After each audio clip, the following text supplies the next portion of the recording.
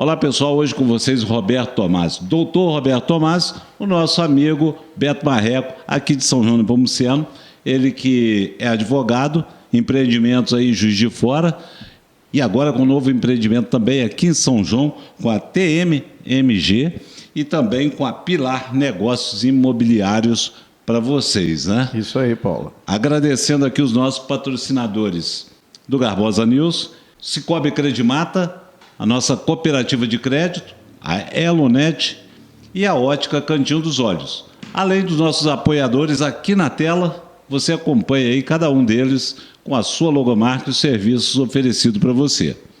Com o Roberto Tomás, nós vamos conversar aqui um pouquinho para poder fazer um retrospecto aí da sua vida.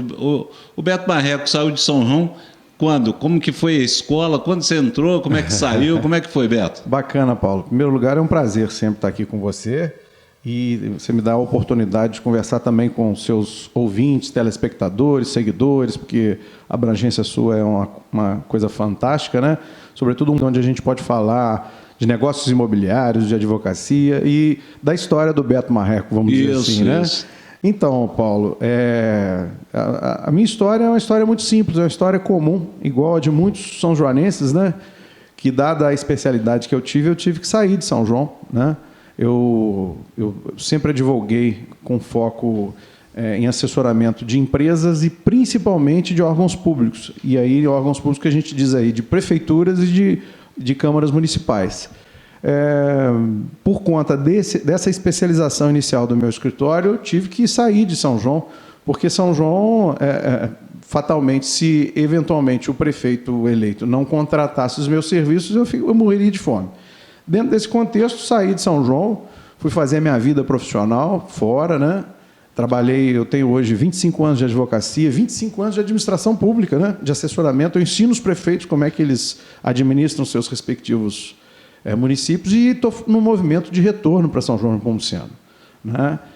Eu tive a felicidade de encontrar 3 sócios maravilhosos que fazem parte do TMMG Advogados Associados, né? A Sociedade de Advogados. O Tomás é meu, né? Roberto Tomás. O Mendonça é do Rodrigo Felipe de Mendonça. O Millard, o outro M, é do André Millard. E o Guedes, da Ana Paula, filha do Antônio Jacques, né? Então, nós tivemos a felicidade de nos encontrarmos aqui em São João, elaborarmos uma parceria para consolidar a advocacia que a gente já presta em outros lugares, principalmente com foco empresarial, mas também atendendo a todos os segmentos que São João a gente tem que ser generalista, né? Aqui é tanto questões de família, questões cíveis, consumidor, etc. e tal, e resolvemos dar um salto além, criar a Pilar Negócios Imobiliários, que, como o próprio nome bem diz, é uma imobiliária com negócios imobiliários de compra e venda, alocação de imóveis, tudo voltado para alienação patrimonial. Quer dizer, é um trabalho que vocês já exercem agora em uma equipe, né? Até a Ana Paula chamou de quarteto fantástico. Quarteto, né? Fantástico, exatamente. Nós sempre focamos na advocacia, no exercício da advocacia em si. E a Ana já tinha uma experiência com a imobiliária. Eu falei assim, bom, a gente tem tudo para dar certo. Nós temos aí um diamante, vamos burilar, né? Porque ao mesmo tempo a gente une o útil ao agradável. O suporte da imobiliária, de um modo geral, com 4 advogados, já com alguma experiência no mercado, né? Isso aí eu acho que pode ser um diferencial. Ô Beto, você saiu de São João com quantos anos? Você serviu tiro de guerra? Como é que foi ou não serviu? Eu fui dispensado por excesso de contingente. O excesso de contingente na minha geração foi porque não teve o tiro de guerra aqui. Eu fiquei frustrado demais, né? Mas eu já estava fora estudando no Colégio dos Jesuítas. Eu saí de São João quando eu tinha 14 anos. Eu estou com 51. Fui estudar no Colégio dos Jesuítas em Juiz de Fora, fiz os Jesuítas, depois fiz aviação civil, eu sou piloto de avião. Ah, é? Eu sou brevetado, né?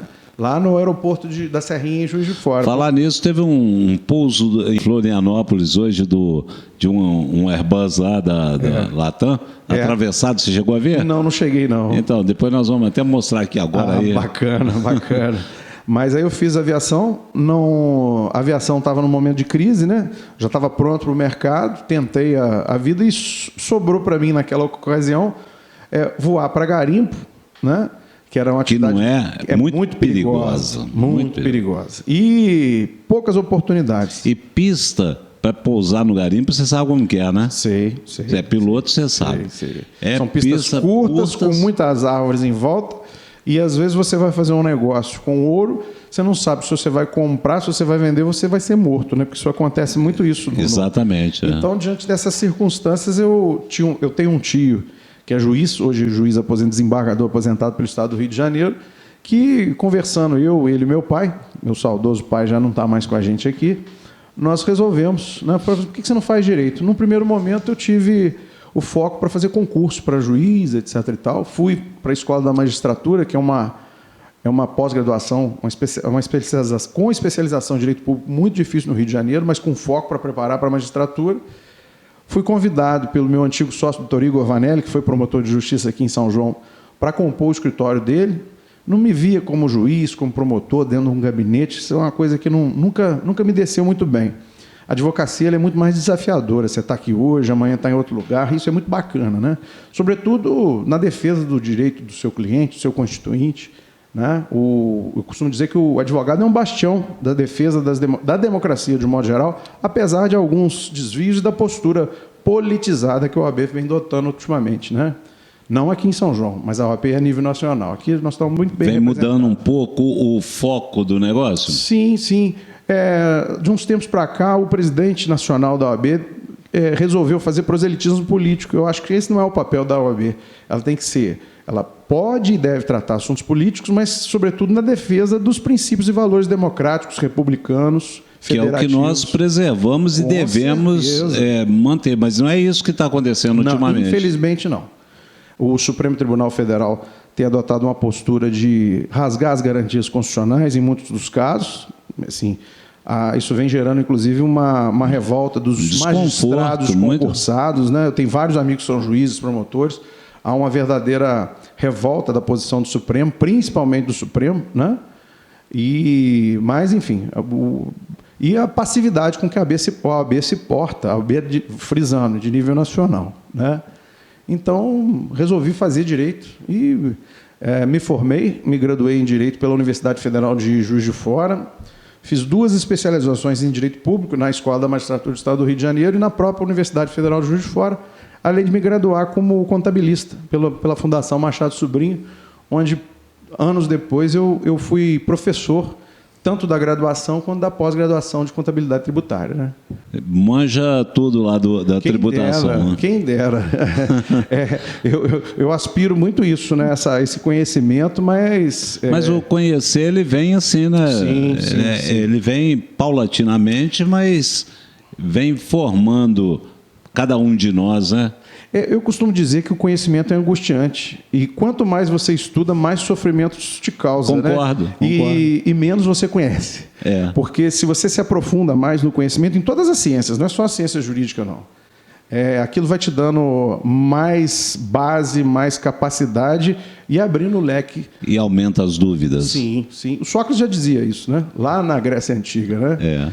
E diante desse cenário de capacitação, de profissional, surgiu uma oportunidade de retorno a São João. Né? Eu estou retornando, estou me radicando aqui em São João. A partir de agosto, estou com o pé fincado aqui, vou estabelecer, já trouxe a sede do meu escritório para cá. Continuamos com a filial lá em Juiz de Fora, né? Ainda tem alguns contratos que demandam a minha viagem esporádica, né? E estamos com esse desafio aqui. Agora, Alberto, como eu te disse, aqui nós não temos uma pauta regular. Vamos embora, assim que é bom. É bem mesmo eclético aqui os assuntos. Você é candidato a candidato à Prefeitura de São João em 2024? Só se houver um desastre, tipo assim, se Deus me chamar antes do momento. Caso contrário, seguindo as convenções, eu chego nessas eleições de qualquer maneira. Né? Né? Com certeza. Eu não posso falar que sou candidato porque eu tenho que disputar as prévias do meu partido. Sim. Né? Seu partido? Hoje eu estou sem partido. Eu estou, vamos dizer assim, conversando com vários deputados. Eu estou conversando com 4 deputados estaduais e 4 deputados federais e analisando quais são as propostas que eles teriam para São João, caso a nossa candidatura vá ser vitoriosa. Então, o que apresentar a melhor proposta para São João vai ter a minha aliança e vai ser dentro desse partido. Infelizmente, Paulo, com certeza é do seu conhecimento, Hoje em dia, partido virou muito um requisito formal para você se candidatar, porque as pautas, a ideologia está muito perdida diante do cenário, né? São poucos, eu desconheço partido com ideologia segmentada, forte, né? Como eu disse, eu sempre fui da social-democracia, né? O que eu falo, a resistência ao nazismo hitleriano nasceu a social-democracia, principalmente na Suécia, né? E me identificava muito com o PSDB, mas o PSDB acabou. E mesmo sendo social-democrata de carteirinha, em certas circunstâncias, se eu quisesse ser candidato pelo PSDB e por qualquer razão houvesse um arranjo político de algum deputado com algum adversário meu, o meu adversário podia conversar com o deputado que era o dominante do PSDB e me tiraria o partido, né? Então eu percebi, isso é muito triste a gente falar isso. É triste, né? Que no Brasil a gente tem partido como forma de você se candidatar. O que não deveria ser, né? Não. Eu vou ao partido que me der maior segurança, que não é necessariamente o partido que eu tenha maior afinidade ideológica, mas gostaria muito que tivesse um partido com total afinidade ideológica e que respeitasse isso, né? Que dentro da afinidade ideológica ele respeitasse aqueles que estão no partido há mais tempo e que não viesse um deputado estadual ou federal e tomasse o partido por questão de conveniência política. Isso é horrível. Horrível. E acaba criando uma circunstância de promiscuidade. O que eu quero dizer com isso? Veja bem, quem domina os partidos são determinados deputados. Entre eles combinam, veem quem foi o majoritário e dividem, fatiam, né? Além do que eu considero a epopeia do absurdo, esse fundo partidário, né? A divisão desse fundo partidário é uma indústria milionária em torno disso. Mas então os deputados fatiam os partidos e entregam para aqueles que são alinhados com ele. Então você automaticamente, ainda que você não tenha um deputado ou não tenha afinidade com algum deputado, você obrigatoriamente tem que se aproximar de algum para que ele te proteja, te forneça um partido firme e que você possa ser candidato dentro dessas circunstâncias. Está tudo errado, né? Realmente é uma situação que deixa a desejar e muito, né? Ao meu ver, sim. Sabe?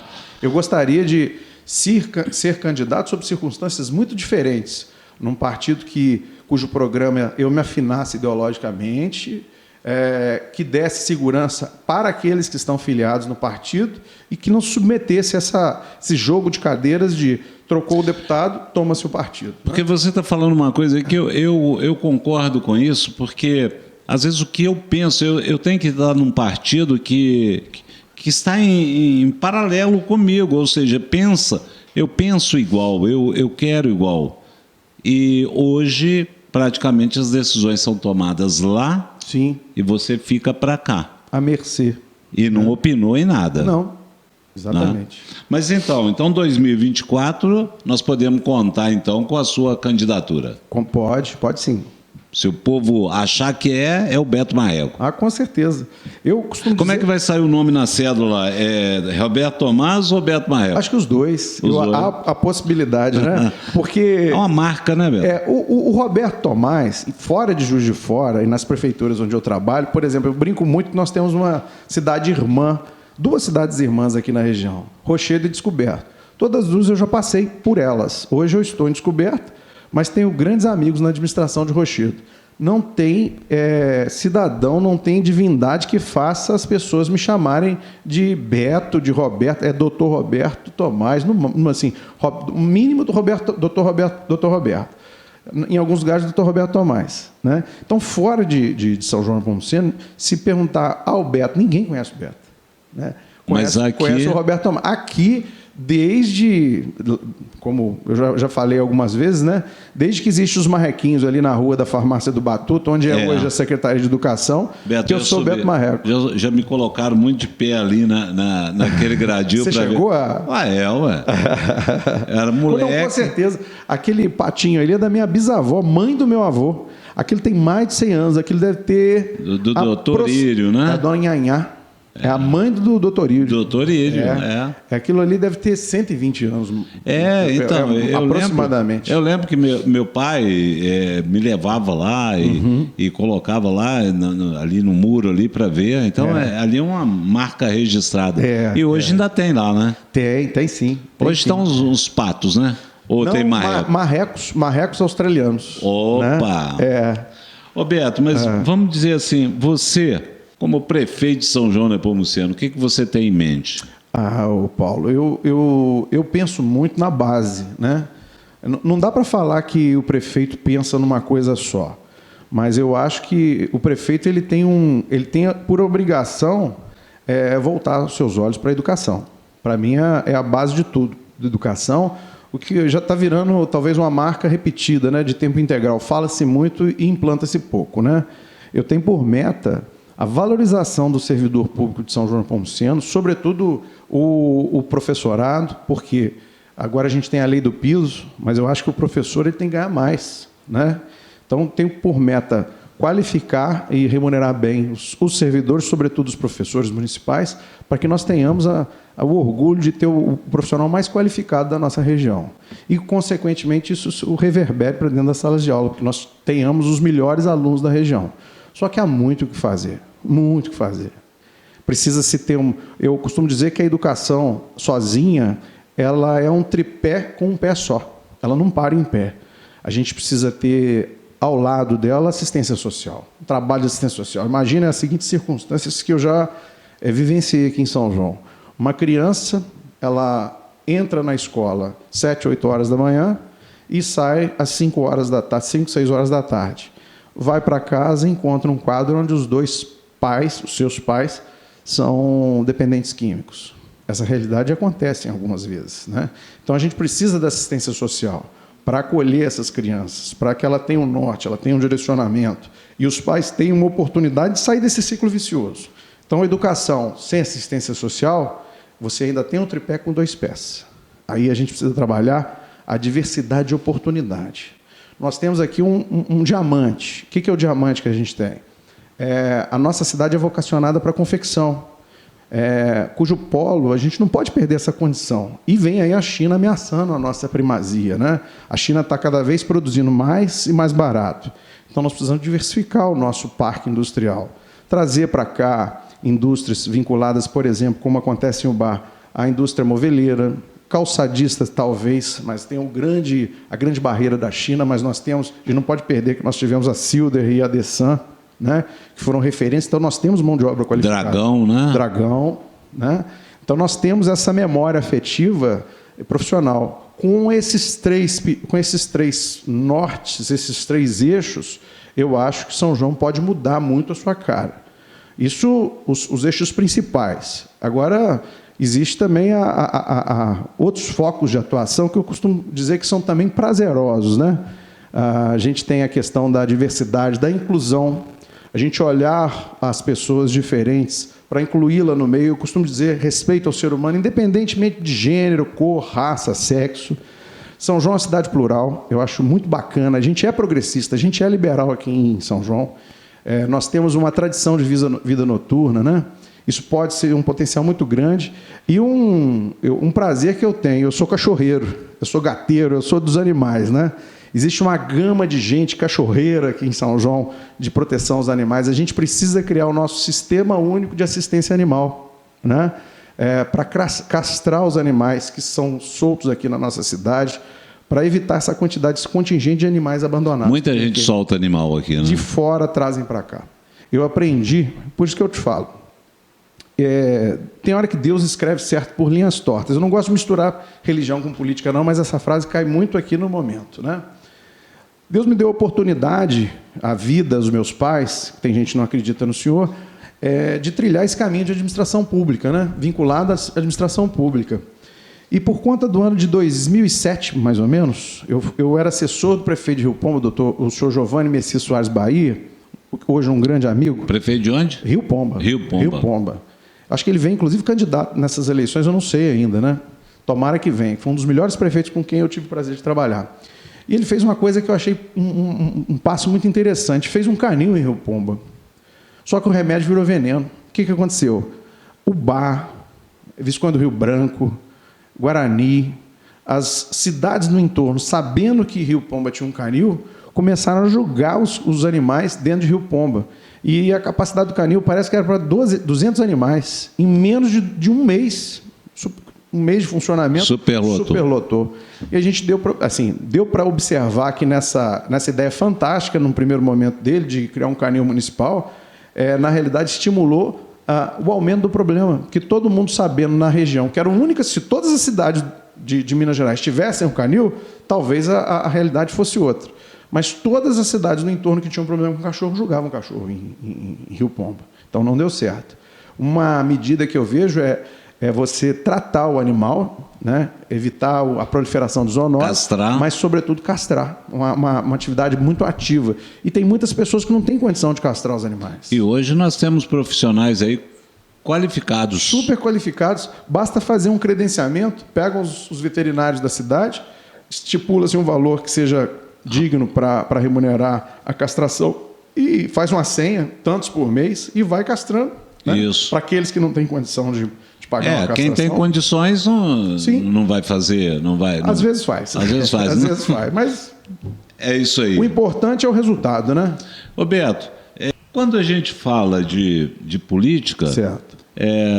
Hoje o pessoal está muito desacreditado, né? Sim. Então, o político, ele vem aqui, promete, não faz. Você vê possibilidade hoje, com o quadro atual nacional, disso mudar rápido? Olha, Paulo, eu acho que São João tem que ficar fora dessa discussão. Vou complementar. Uhum. Você acha que hoje, esse atual governo que está aí hoje, ele vai proliferar? Eu nunca acreditei no líder desse governo. Não quer dizer necessariamente que o líder do governo anterior ele era meu líder, vamos colocar assim. Sim, claro. Eu acredito muito no caminho do meio. E tem uma cria do governo anterior que me seduz muito pela sua razoabilidade e, coincidentemente, até segmentos que são contrários ao que o gestor reconhece isso. É o atual governador do estado de São Paulo, Tarcísio de Freitas. Ele tomou uma postura que eu acho fantástica, sabe, Paulo? Está se fazendo a reforma tributária. Depois, se você quiser, a gente avança na reforma tributária e a gente fala sobre ela. E houve uma determinação do PL, que é o partido do Bolsonaro, para ir contra. E o Tarcísio, para mim, não foi nem uma grata surpresa, mas para minha admiração, ele falou assim, não, eu concordo 85% com o teor da reforma, mas existe 15% que eu não concordo. E travou um diálogo com o ministro Haddad, com quem ele antagonizou nas eleições para o governo de São Paulo. Eu acho que a democracia é isso.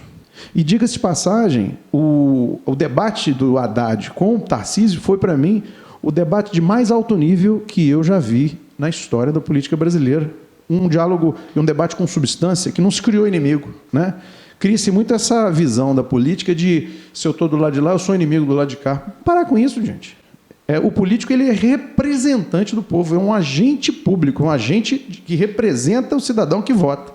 E essa postura do Tarcísio eu achei bacana, porque mesmo contra a diretriz do Partido Liberal, eu entendo diferente, para a crítica dos mais radicais, de quem o apoiou. Eu acho que esse é o caminho do meio. Ainda que você desconfie, não tenha, talvez, grande simpatia pelo líder, o Lula, no caso, eu acho que nem tudo que o Lula faz e nem tudo que o Bolsonaro faz pode ser considerado automaticamente como ruim ou automaticamente como bom. Eu acho que a grande alquimia da coisa é você aproveitar o cenário e, eventualmente, tirar o que tem de bom e fazer oposição ao que tem de ruim. Por quê? São planos para melhorar o Brasil. E uma reforma tributária, quem não quer? Né? Sobre o conteúdo dela, eu tenho lá minhas descrenças no seguinte sentido. Uma reforma tributária pressupõe uma otimização não só dos meios de arrecadação, sobretudo com a diminuição da carga tributária. O presidente Lula, junto com o Haddad, que está desempenhando um bom papel diante do Ministério da Fazenda, surpreendendo até os mais ferrenhos críticos, ele tem sido moderado, tem escutado as pessoas, ele já mandou para o Congresso Nacional o plano plurianual, a lei de diretrizes orçamentárias, o orçamento e o arcabouço fiscal. Todas essas peças, elas sinalizam uma conduta. E ele, para conseguir o que a gente chama de equilíbrio fiscal, essas peças falam em aumento de arrecadação. Quando você fala em aumento de arrecadação no orçamento da União e nas demais leis que dão suporte ao orçamento da União, você pensa o seguinte, bom, esse aumento de arrecadação vem de onde? E aí vem, subsequentemente, uma reforma tributária, onde, na maioria dos casos, está tributando algumas circunstâncias que a gente chama de fatos geradores, que tradicionalmente não se tributavam, e aumentando a alíquota de alguns casos que já eram tributados, né? Então, assim, quando se fala de reforma tributária, eu penso numa reforma que diminua a carga tributária, que já é gigantesca em cima da gente. Então, o medo que todo mundo tem é esse, né? Hoje nós pagamos muito imposto. Muito. Pelo que o Estado fornece. O imposto é altíssimo. Você paga, nós estamos conversando aqui, mas essa luz que está iluminando aqui, ela tem aí tudo 37% de imposto. Sim, então, sim. É terrível isso. E quando fala em reforma, o que o povo tem medo é do aumento. Sim. E aí eu faço parte de fóruns de debate de direito tributário, que é a minha área, né? E todos assim observaram uma fala de desoneração do consumo. Por quê? Se você onera o consumo, você pega em cheio, é o que a gente fala assim, é soro na veia direto do pobre, do assalariado. As previsões são que, em função da aprovação da reforma, a cesta básica deve aumentar em torno de 30%. Quer dizer, você está tirando a capacidade de consumo do pobre, da pessoa assalariada, dos que ganham menos. Então, anuncia-se uma coisa e o caminho técnico e o que está tramitando hoje no Congresso Nacional indica o oposto. Dá até para se entender. O governo atual não quer que os indicadores, a solvência brasileira se perca no mercado internacional. Absolutamente natural. Mas, assim, quando se anuncia que o pobre vai comer mais, e nisso o pobre tem uma lembrança afetiva muito grande do primeiro governo Lula, né? Do primeiro e do segundo governo Lula. De fato, ele comeu mais, ele viajou mais, etc. e tal. Mas a realidade internacional era outra, né? E hoje, anuncia-se que o pobre vai voltar a comer mais, e apresenta-se uma reforma tributária, onde pressupõe-se aumento de arrecadação, a gente não vai ter reforma na acepção técnica do termo, e sim aumento da carga, mas facilitação da arrecadação. Vamos torcer para... Vamos torcer. Beto, tudo que ocorre com reforma tributária, todos os projetos, o Congresso Nacional, o Senado, o STF fazendo, mudando, eu acho que está tudo muito parado. Eu estou falando assim, eu acho que eles são muito quietos. Eu não sei a sua opinião, o que você acha, o que você pode dizer para a gente, com o seu conhecimento? Paulo, eu sou muito crítico hoje do Estado brasileiro, de um modo geral. Por que eu sou muito crítico? O STF está atuando com ativismo político, né? Ele está cerceando as liberdades. Eu não sou contra as críticas que o presidente Bolsonaro sofreu pela esquerda. Eu não sou contra as críticas que o presidente Lula sofre da direita. Eu sou um fervoroso defensor das liberdades, do direito de se criticar, né?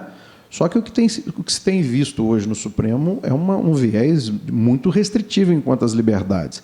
E a Constituição Federal, e aí eu faço uma crítica direta à atuação de alguns ministros, ela é muito clara. Não existe censura hoje no Brasil, teoricamente, mas existe, fomentada pelo Poder Judiciário.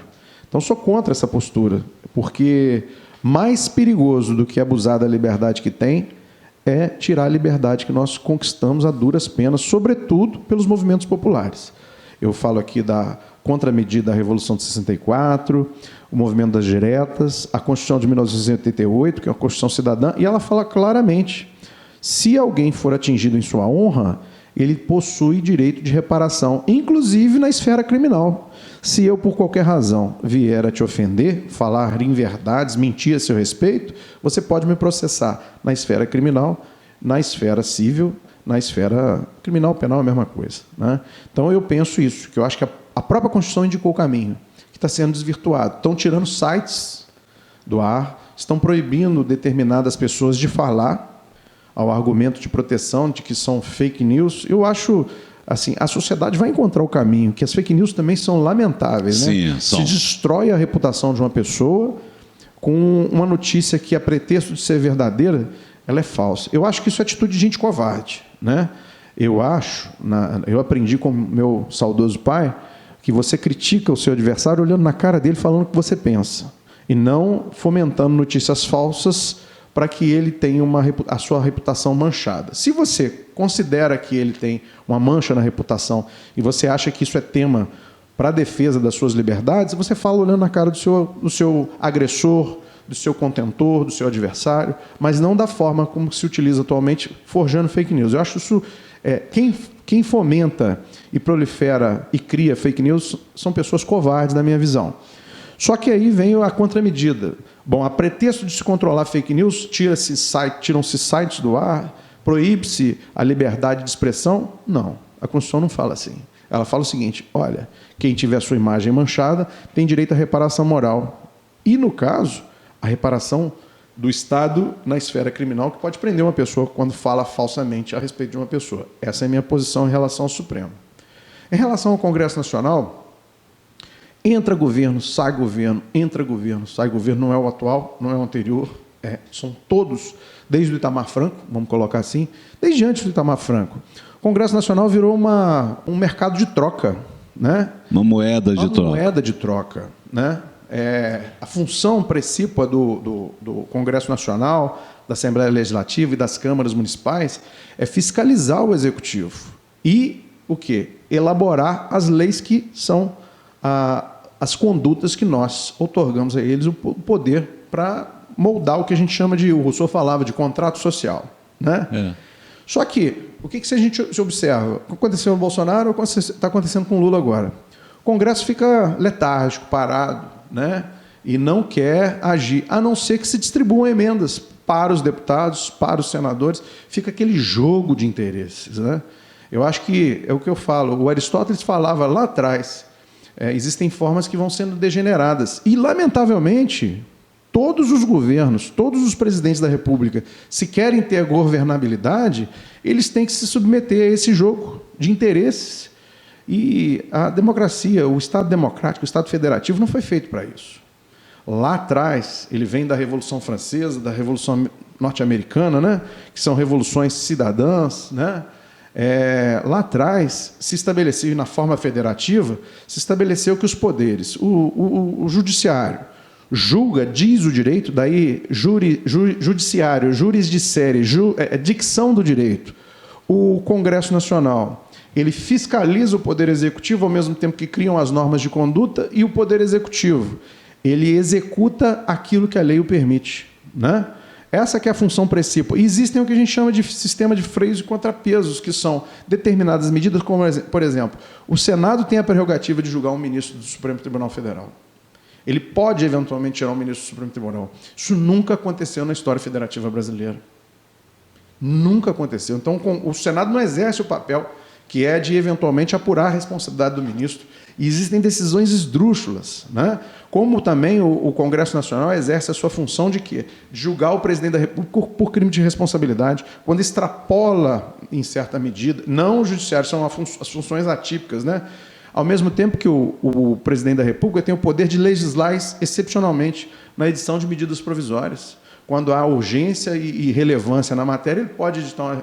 Então, são meios que o próprio sistema cria para você medir e, eventualmente, controlar o excesso do outro. Só que eles não estão sendo exercidos. Então, hoje isso não acontece. Na Constituição existem esses mecanismos, mas que não são utilizados. Por quê? Grande parte dos parlamentares que estão no Congresso Nacional tem prerrogativa de foro. Onde eles são julgados? No Supremo Tribunal Federal. E aí, se tiver qualquer movimento para retirada de um ministro, para o julgamento de um ministro, ele automaticamente barganha com o ministro a circunstância do seu processo. Então, isso não é justo, né? De forma alguma. Há um jogo claro de interesses, a gente não pode provar isso, né? Que essas negociatas não são feitas às claras. Mas você vê claramente que, de repente, o Gilmar Mendes tranca um processo, uma coisa absurda, que devia, pelo menos, ser investigado. Né? Ou reabre, né? Reabre, tranca um processo onde um parlamentar de importância no cenário nacional está sendo investigado, quando, na realidade, às vezes vale a pena investigar. E aí também eu faço uma crítica ao judiciário. Quando se saca contra a honra de um político, né, esse processo devia tramitar rapidamente. Porque isso traz sofrimento para ele quando ele é inocente. Sim. E se ele for culpado, o processo célere permite que ele saia do meio político com maior rapidez. E a gente vê processos de improbidade, processos penais contra políticos se arrastarem por anos e mais anos e serem consumidos pela prescrição. Né? Sem ter solução. Sem ter solução. Roberto, e a política local? Como é que você encara hoje aí? Então, Paulo, eu acho que houve um movimento, né? Eu tenho notado uma ebulição muito grande na política local. Né? Há um tempo atrás, estava tudo sob controle, quando vieram as eleições para deputado estadual. Né? De repente, um determinado ator desse meio político startou e se lançou como candidato a prefeito. Né? E disso todo mundo teve que disparar para marcar o seu espaço. Né? Hoje, assim, com muita satisfação, a gente tem a maioria do apoio do grupo que sempre me apoiou, né? Tradicionalmente sempre esteve comigo. A gente conseguiu agregar parte de um grupo que antagonizou com o nosso grupo. Eu acho que fruto também de uma evolução no cenário político de São João Nepomuceno. Capacidade de dialogar. Eu não escondo de ninguém qual foi a minha opção para o presidente da República, qual é a minha ideologia política, mas eu também falo o seguinte, eu sou um liberal moderado. Né? O diálogo permeia as minhas relações. Isso é muito bom, porque eu tenho ao meu lado pessoas que estão na esquerda, eu tenho do meu lado pessoas que estão na direita, eu tenho um pouco de dificuldade nos extremos, na extrema direita e na extrema esquerda, porque eu acho que o raciocínio às vezes fica meio turvo, né? Quando você não consegue enxergar os defeitos que o seu líder possui. Né? Então, eu tenho dificuldade nesses extremos. É aquele negócio, né? Acho que a maior virtude é você contar uma história, a sua história, falando das suas vitórias e também dos seus percalços, né? Sim. Aquilo que você perdeu. Sim. Eu acho que a extremidade realmente ela deixa de difícil entendimento. Eu costumo dizer o seguinte, tanto na extrema-direita quanto na extrema-esquerda, a gente tem o amor e a passionalidade. Quando você fala em amor e estado passional, você não tem razão.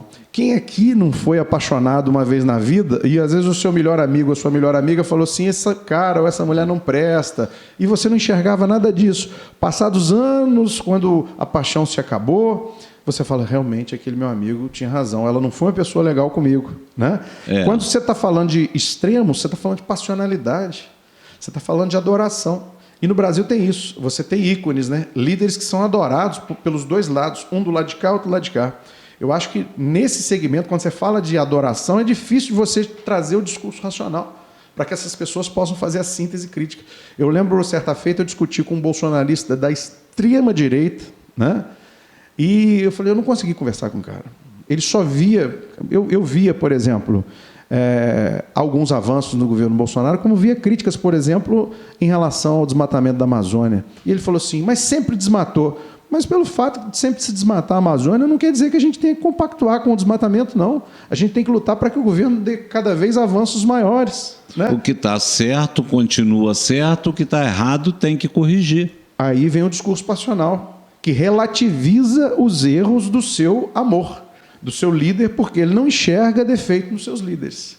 Eu costumo dizer, minha sogra é passionalmente vinculada a um desses líderes. Não adianta falar com ela, olha, isso aqui não está legal. Ela não enxerga. Ela só enxerga virtude. Isso é que é o perigo hoje no Brasil. São os extremos, esse discurso passional, doutrinado. Eu acho, Paulo, que a gente vai avançar nessas eleições. Eu acho que principalmente nas eleições municipais que estão vindo. Enquanto existir Lula e Bolsonaro, em nível nacional, a passionalidade vai imperar. Apesar de que o Bolsonaro perdeu os direitos políticos dele agora, né? Vai recorrer ao Supremo, mas a tendência pela composição do Supremo é que seja mantida a perda dos direitos políticos. Mas eu acho que aqui na esfera municipal... Sem passionalidade. Sim. Você acha que foi justo, injusto? Como é que você analisa? Paulo, eu gostaria de ter mais fundamento para conhecer o processo, porque eu aqui não me permito... assim, eu acho que a exclusão dos direitos políticos de qualquer um dos candidatos, de qualquer um dos líderes hoje, ela tem que ser uma medida ultra excepcional. Só em caso de certeza da improbidade, do ilícito, do crime, etc. e tal. Somente nesses casos. Então, assim, se há certeza de que houve abuso, quem abusou tem que pagar. E eu defendo mais, o político que abusou, ele tem que ser punido com rapidez. Porque o perigo que tem um político inadequado, corrupto, à frente do poder público, é um estrago que se faz que condena, às vezes, gerações para frente. É o caso que eu lembro clássico, para não entrar em grandes polêmicas, do Sérgio Cabral no Rio de Janeiro. Eu acho uma estultice esse cara estar solto hoje. Ele condenou o Estado do Rio de Janeiro a passar por dificuldades pelos próximos, talvez, 12, 15 anos, porque a corrupção lá foi uma coisa generalizada, né? Então, assim, o estrago que você traz para a sociedade é muito mais pernicioso, é muito mais danoso à sociedade um cara que desvia recursos públicos do que aquele pobre coitado que roubou, talvez, lá um pão, uma carne, para matar a fome da sua família, né? E, na realidade, quem vai preso hoje é esse cara que foi lá, que, eventualmente, eu sou contra crime ambiental, mas, às vezes, o cara matou um tatu, uma paca, está levando para casa para comer, porque a família está passando fome, vem a Polícia Florestal, prende esse cara, está errado a atitude dele, prende esse cara, ele fica preso, fica 1 ano preso, depois solta. Vem um Sérgio Cabral, que, com a postura dele, condenou milhares de pessoas à ignorância por falta de recursos para a saúde, para a educação, etc., né? E esse cara está solto, né? Há que se pensar, esse Estado não pode estar bem, né? Então, voltando para cá agora, para o município. Né? Vamos lá. Voltando para cá. Você já tem ideia de vice ou ainda não tem nada? Tenho. Eu só não vou pôr fogo no parquinho ainda, você vai me permitir não anunciá-los, mas eu tenho 3 nomes muito bons. Eu costumo dizer que o meu grupo vai ser um grupo de outsiders. O que é isso? De fora da política, né? A política, Paulo, às vezes, assim, eu costumo dizer, a política tem seus vieses negativos, mas você pode entrar na política sem ser ordinário, sem se submeter ao que você critica. E o que a gente vê, aí aproveitando uma das primeiras perguntas que você fez quando eu estava aqui, você tem esperança? Eu sou um otimista nesse ponto, sabe?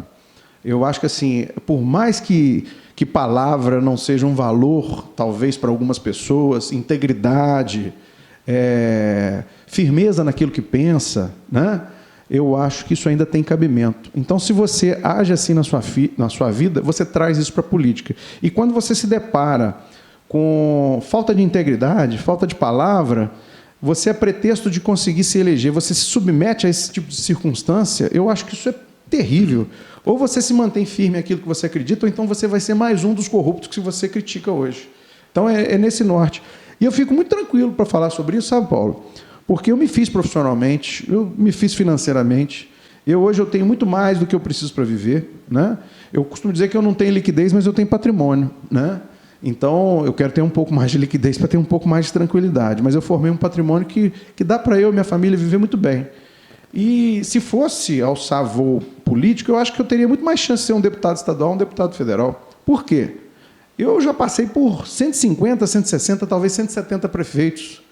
E desses 170, talvez eu consiga aí uns 50, 40 que estejam fidelizados, que tenham afinidade comigo. Se nós pegarmos 500 votos em cada 40, nesses 40 de cada município, nós estamos falando em 20 mil.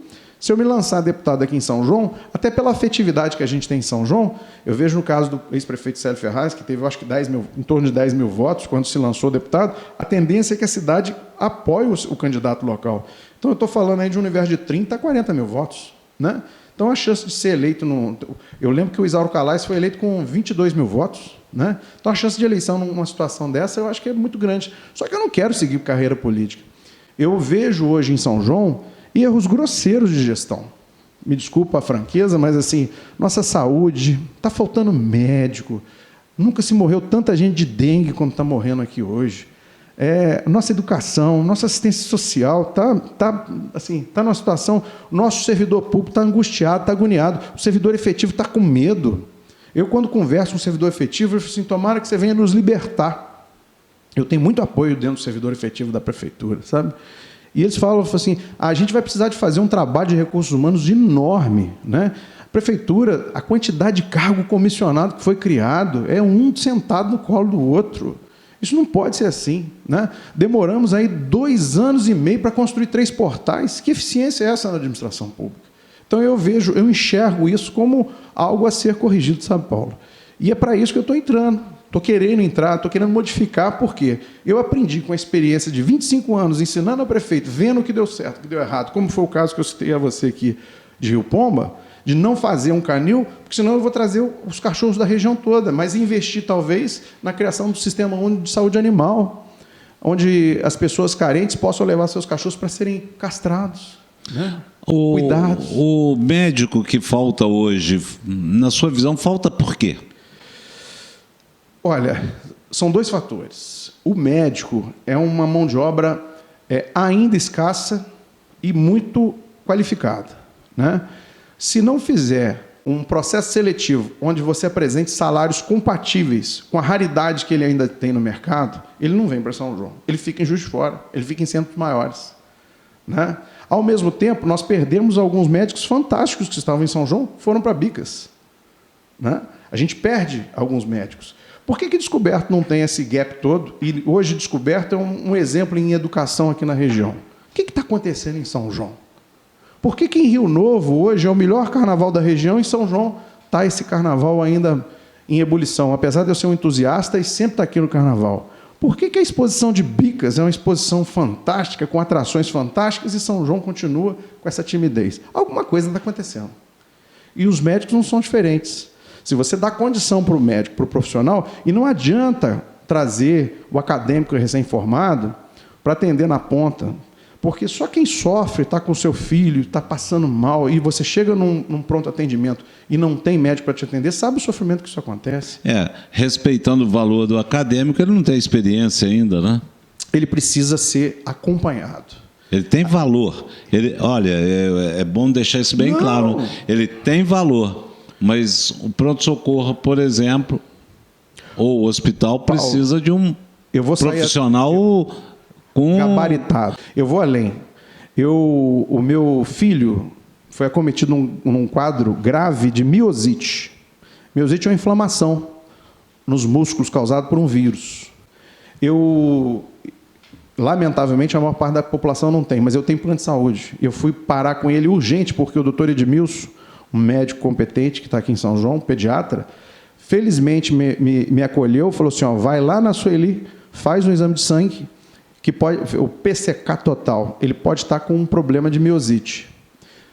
No domingo, isso aconteceu numa terça-feira, no domingo anterior, eu levei meu filho ao Hospital Monte Sinai, em Juiz de Fora, e a médica, recém-formada, me desculpa a franqueza, mas assim, que está acostumada a receitar dipirona, falou que ele estava com sinusite. Tascou um antibiótico no menino. Eu vim para São João, segunda-feira, de segunda para terça. Ele dormiu aqui, acordou com dor nos membros inferiores. Eu entrei em contato com o doutor Edmilson, faz esse exame. PCK total lá em cima, normal 200, ele foi para 4.000 e tanto. Corre com ele para o hospital. O que eu tive que fazer? Não tinha suporte aqui, tive correndo lá, entrei no Albert Seib, o menino ficou internado de terça até sexta.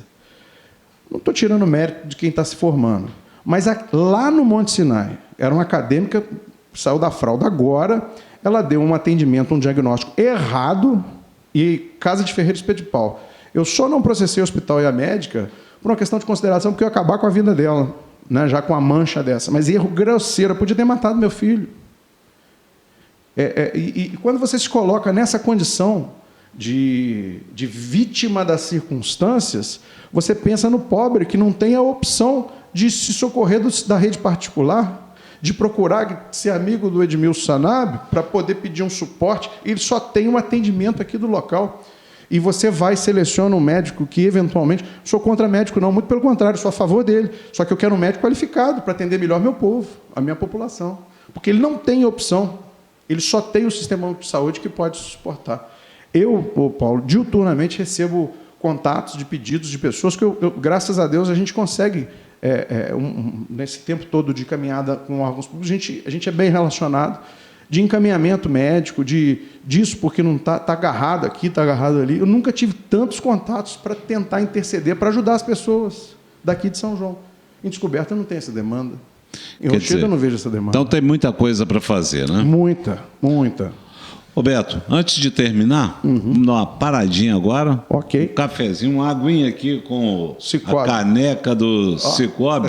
Tem conta no Cicobi, Beto? Tenho, nós somos advogados do Cicobi. Né? A gente atende o Cicobi e temos conta lá, com certeza. Né? Internet, Elonet, para você, Ótica Cantil dos Olhos, os nossos apoiadores aqui na tela, você acompanha Apoio, Café com Prosa, entre outros aí, fazendo aí o nosso momento aqui. Voltamos já. Obrigado, Paulo. Bom, aqui de volta com Roberto Tomás, advogado, candidato a... Não pode falar que é candidato, né, Beto? Pode, né? Pode falar? Nós vamos ser candidato, mas vai ser o Beto Marreco o candidato. É o Beto, né? Marreco, né? Então, e agora... Tecnicamente, desculpe, Paulo, tecnicamente não, mas futuramente sim, né? Sim. Então, olha aí, para você, então, contando aí com o apoio do Cicobi Credimata, contando também com o apoio da Elonet, a Ótica Cantil dos Olhos e os nossos apoiadores aqui na tela para você. Bom, Beto Marreco, então, o candidato. Como é que... Vou te dar esse espaço agora para você fazer aí as suas considerações finais, né? Então, Paulo... O tempo é seu. Obrigado. Eu queria dizer para toda a população que é sempre um prazer. Eu acho que todo cidadão, ele tem sempre ele teria um grande prazer de ser o gestor, de ser o prefeito dessa cidade. E dentro desse norte aqui eu caminho. Mas eu costumo dizer, sabe, Paulo, tudo às vezes tem um preço e existem preços que a gente não paga, que é o preço da nossa integridade. Se a coisa acontecer com integridade, com o que a gente, dentro dos valores que a gente acredita, que devem permear as relações da gente como político, né? Eu lembro até, falo mais, minha mãe falou assim, meu filho, você vai se meter com política? Você vai se submeter a isso? Eu até falei com ela, mãe, você está me ofendendo. Não vou me submeter a isso. Eu só vou para a política se a política estiver afinada com os meus valores, ainda que no meu entorno os nossos adversários não tenham os mesmos valores.